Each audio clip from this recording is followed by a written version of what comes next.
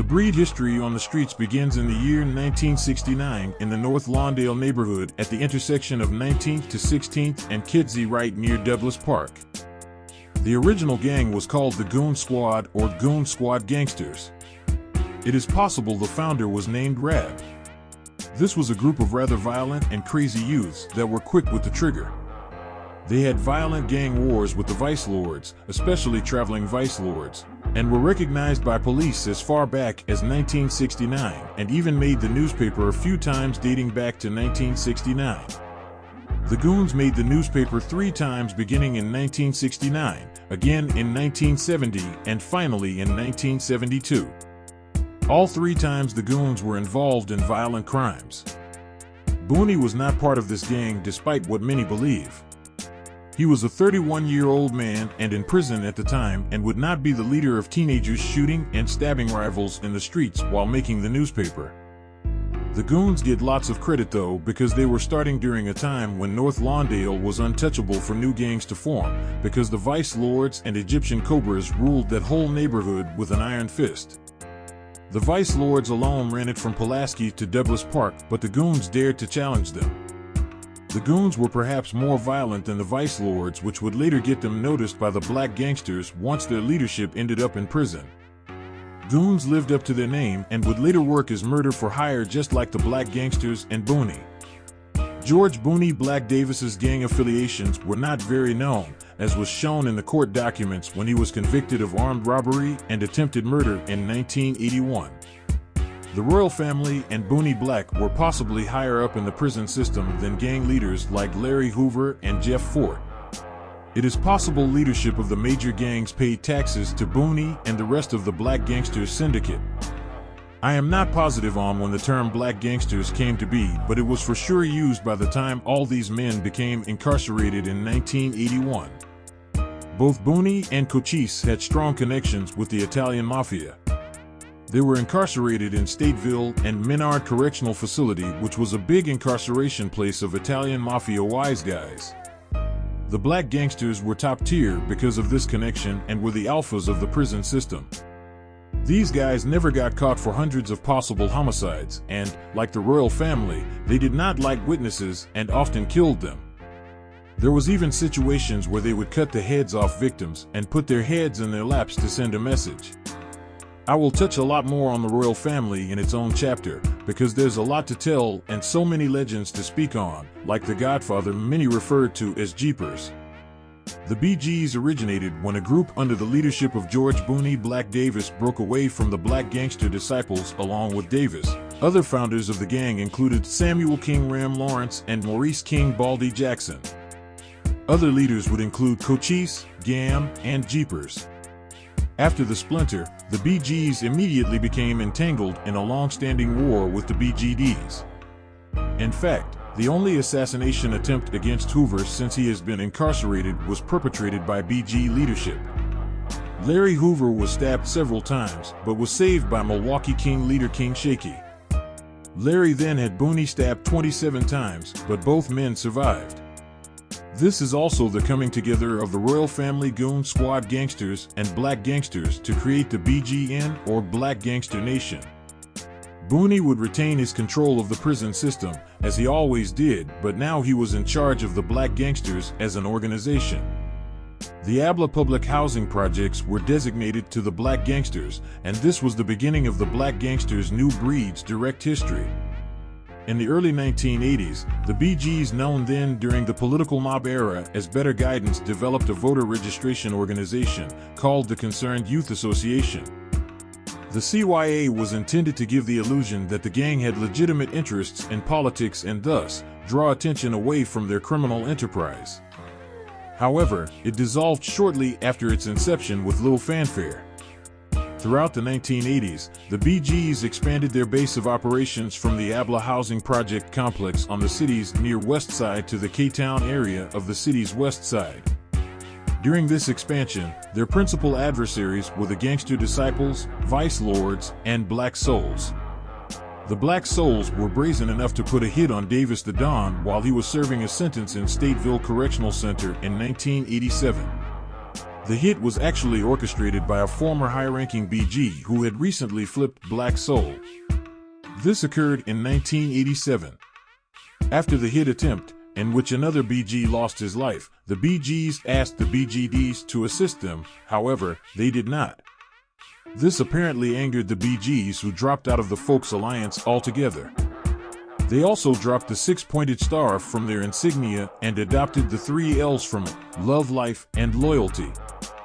1981 was the time when folks and people were becoming official on the streets and in prison. What angered Booney the most when he arrived in 1981 was that his black gangsters were aligning with the folks and incorporating with the black gangster disciple nation. This is how folks ends up interwoven within the BGN, but this was not authorized or official with Booney and never was. In the 1980s, members of the streets very often claimed folks, but this was never official by the main leadership. Therefore, the breeds technically were never folks or peoples. There was a war within the BGN on the west side in the 1980s, and this was the early development of the new breeds, and this is perhaps how folk concepts were brought in for a time, as the group against the original BGN likely claimed folks on the streets, but once in prison there was no rebellion in the 80s. There were 3 main factions the BGs had in the city. One of them was ran by George Davis, who had the Abla projects in the Robert Brooks Homes row houses, Grace Abbott Homes, and Loomis Courts.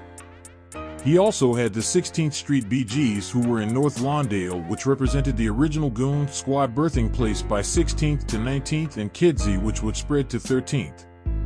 The rivalry with traveling vice lords would continue in all territories ran by Booney. Roger Collins ran the Harold Ikes projects and the 29th Street project buildings in the Dearborn Homes projects at 29th and Federal area, possibly in the 2901 and 2931 buildings. This group was known as Black Goon Squad Gangsters, as they were described as in 1984 newspapers, as they went to war with El Rookins over drug turf.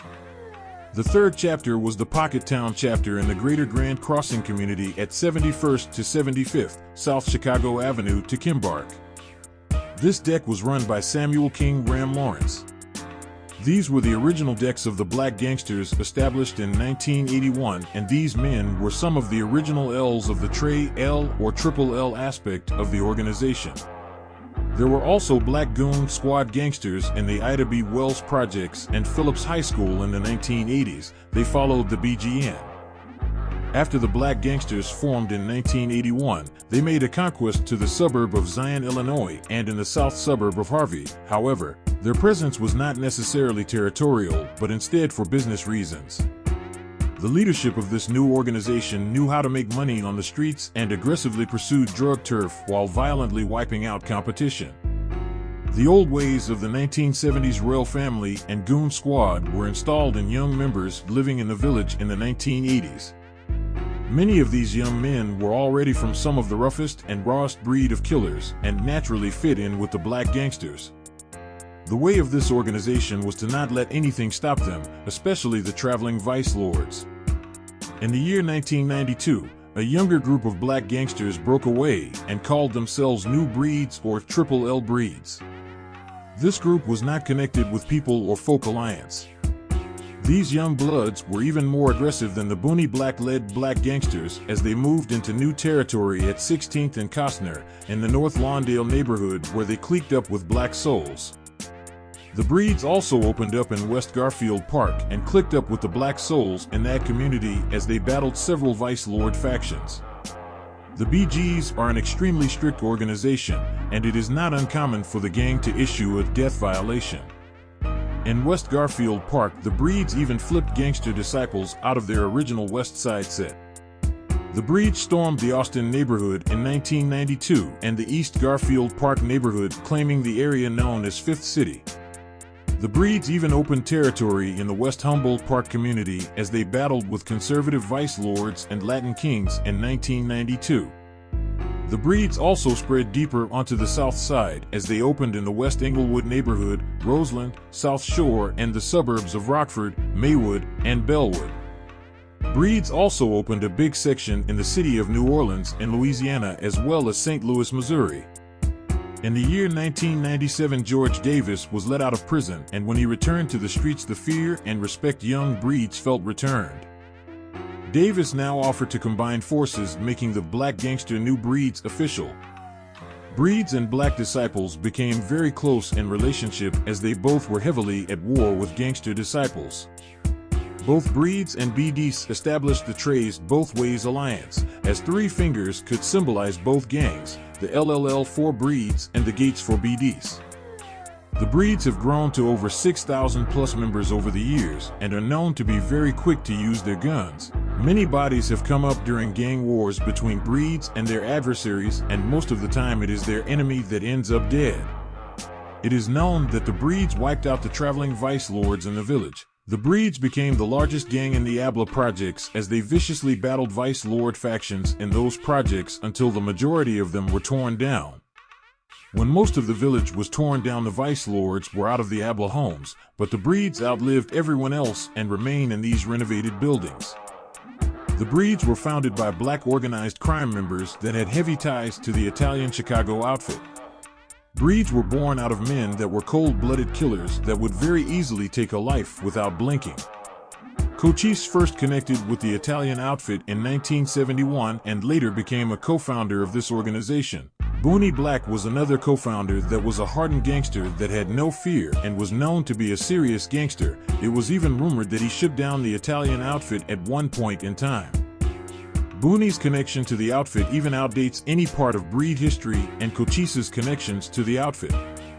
Boon dressed well and like an old-time gangster.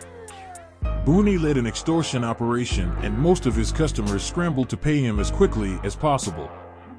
Boon was tall with big wide eyes and had a handlebar mustache, making him look ferocious. Not only that, his record of violent crime proved he could be dangerous if crossed. I don't know if Boon was born in Chicago or if he moved alongside African American migration from the southern states like other big-time gang leaders like Larry Hoover or Jeff Fort. The only birthing info I have is that he was born on May 23, 1938, making him much older than Larry Hoover, Jeff Fort, and even older than Pepilo Perry, the founder of the Vice Lords. Boon outages all the other gang leaders, and I have only heard about notorious older gang leaders from groups like the Latin Kings, but among African American gangs Boon is the oldest among them. By the time the late 1950s came around, which was the birthing time of the Gangster Disciples, Black Disciples, Vice Lords, Mickey Cobras, and Black P. Stones, Boon was already in his 20s in age and was older and more connected to organized crime than the younger gang leaders that were just starting out in the late 50s. It is said that Boon was over Larry Hoover and perhaps was even a shot caller on the streets and in prison. However, Boon certainly would let Larry Hoover take the spotlight. Any organized gangster would do the same. The less attention, the better for business. In the September 15, 2009, issue of Az's magazine, author Mark Brown stated in the article that Boon was gangbanging for 40 years. The Breed's history as an organization would have begun 40 years ago from 2009, but I highly doubt that is Boon's personal story. Before and up to the 2000s decade, Boon was connected in a way to the Chicago outfit and did murder for hire and had various other connections with the Italian mob, with extortion and even drug trafficking. This further makes me believe a little more in the rumor that he had Italian blood in him, or at least relatives with Italian blood, which would have brought him closer to the mob. I have never learned about any African American Chicago gangster as connected to the mob as Boon Black. Other leaders like Wayne Jack Bobo Edwards of the Black Souls and some of the Black P. Stones leaders had connections, but those seemed like only business connections. But with Boon it seems a little more of a personal connection, but then again there is much about him that I do not know. Davis was what is known as a goon, which tends to refer to someone that will inflict pain or kill for money. Davis was large-sized, so he was ideal for the job of cracking skulls for money. According to Az's magazine on their September 15, 2009 issue, in an exclusive interview with Boon Black himself, he described himself as highly successful at collecting debts, and not even one of them told him no. He described that he had a look about him that made people give up the location of their stash. He didn't know why they looked at him and gave it up, but many times that's all it took. When looking at pictures of him, you can see it in his eyes as a man that doesn't play around and will get what he needs at all costs. In the magazine, he described a method of torturing drug dealers by taking 2 butcher knives and putting them over a high flame on the stove until they were red hot. He would then give them a chance to talk, and if there was any hesitation, he would put the scalding knives on their neck. Booney was also a barn boss in Cook County Jail. Barn bosses were dominant over other inmates and were often the more violent alpha inmates that kept other inmates in line, using deadly force if necessary. Barn bosses many times even have more control over the jails than prison staff, resulting in corrections officers having to work with barn bosses for mutual control of the jail.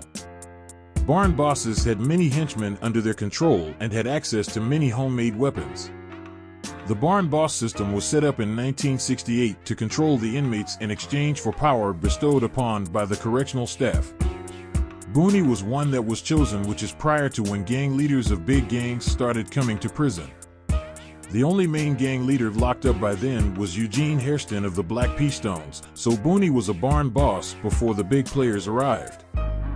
A strong connection to the Chicago outfit, combined with being elected a barn boss, made Booney of utmost power in the prison system. Barn bosses could kill, mutilate, tax, move about the sections of prison, and had the keys to all parts of the prison. The only key they lacked was a key outside of prison. This was deemed necessary by the prison staff because the prisons were out of control with violent inmates. Booney was an alpha above those killers and psychopaths and would bring these killers to their knees. As you can see the power of Booney and his henchmen, the Black Gangsters,